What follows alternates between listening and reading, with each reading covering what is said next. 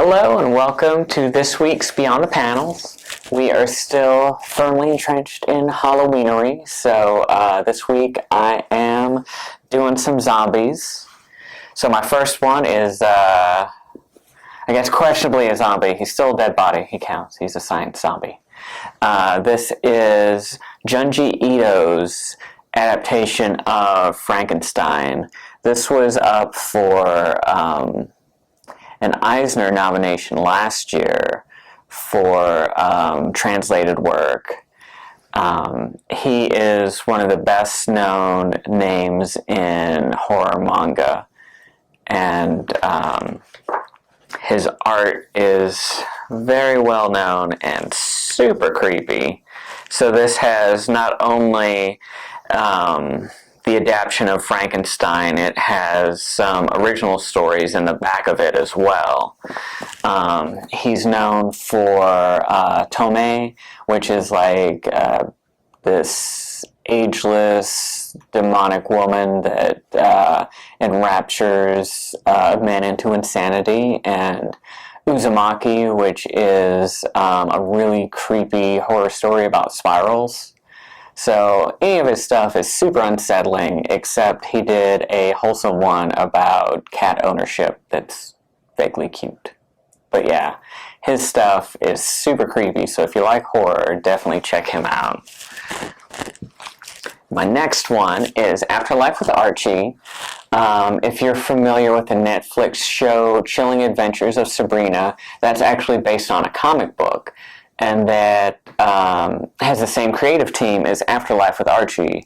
This was actually the first horror Archie incarnation before Sabrina came out, and it is about Jughead's beloved dog is killed in a hit-and-run accident, and he goes to Sabrina for help in saving Hot Dog, and although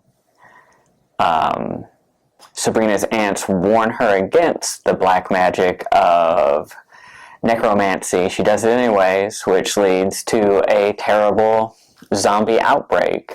And this is a very grim, gritty, really well-written story. Super creepy, so you might want to pick up just some regular Archie as a palate cleanser to read after this one. But this is definitely really cool. And so is the sister series Chilling Adventures of Sabrina.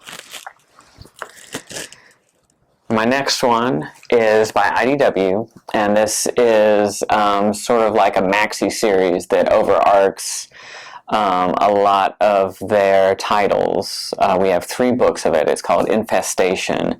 So it's this giant zombie outbreak that involves all the different dimensions that they have licenses to. So it deals with G.I. Joe, Transformers, and some of the other properties. Covert Vampire Operations was another neat series that IDW did, kind of like a horror BPRD-esque thing. But you get to see some of your favorite 80s properties fight zombies, so that's always fun.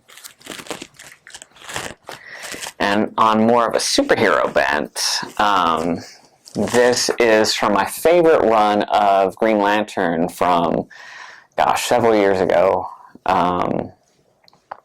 In the early aughts, Geoff Johns reinvigorated the character of Green Lantern, brought back the original Silver Age Green Lantern, Hal Jordan, and kind of extended out the mythos of Green Lantern. And if you don't know, his power, Green Lantern, and any Green Lanterns, because it's like a whole police force, they get their power through willpower, and all the different other colors of the spectrum generate their powers through different things like greed, fear, hope. But Blackest Night involves the Black Lanterns that are sort of the zombie lanterns. And this is about them rising up. A lot of beloved characters from the past that have died were resurrected as zombies under the power of the Black Lanterns, and they are out to destroy all life in the universe. So this is a good, like, sci-fi superhero epic. It's not necessarily horror, but it does definitely deal in zombies. And speaking about snuffing out all life, my next one is Judge Dredd. This is super cool. I just started to get these. We have, oh gosh, is this the third one? We have 4 in the system so far. These are British comics that were originally part of a science fiction anthology magazine called 2000 AD. And it's British take on post-apocalyptic, totalitarian future of the United States, where the police are judge, jury, and executioner. And the case files are the chronological reprints from the very beginning. And they're really awesome. They have great, solid writers, gorgeous art. Even if you're not too familiar with a lot of 80s artists, Brian Bolland does a lot, and Brian Bolland is the one that did the art for Batman the Killing Joke, which is just gorgeous. But this one specifically deals with zombies because it contains the first appearance of Judge Death, which is a fan favorite villain of Judge Dredd, and it is an extra-dimensional judge from another dimension, obviously, that kind of went insane, and life has been judged to be a crime, so he carries out the sentence on life by killing everyone. And he is a ghostly entity that came over to the regular Judge Dredd dimension and possesses people as he enacts his horrible brand of justice. And so Judge Dredd must team up with the PsyOps division to try and fight him. But this is his first appearance, and it's a really cool series. If you've never checked out Judge Dredd before, it's definitely worth it. The only thing is, it is in black and white, so I know that is a turnoff to some people, but it really translates well. So if you've ever been curious about some British comics or some good old 80s stuff, this is definitely a solid read. And so, of course, I would be remiss if I did zombies and didn't mention The Walking Dead. So this huge phone book, we have the complete run of The Walking Dead at the library. As far as the comics go, it recently wrapped up, so it is a finite series now. It's done, over with. I'm sure there'll probably be spin-offs. There always are. And the library has this in several forms. There are the softcover volumes, which we have all of them. And then there are also hardcover volumes that contain a few of the softcovers in them. So those are the books, the volumes are the softcovers, and this huge honking thing is the compendium. So you can read it however you like, but this was just an epic that Image did and spawned the TV show. Of course, like with most things, like with Game of Thrones, it started out very similar to the text, but as it went on, it kind of spun out differently.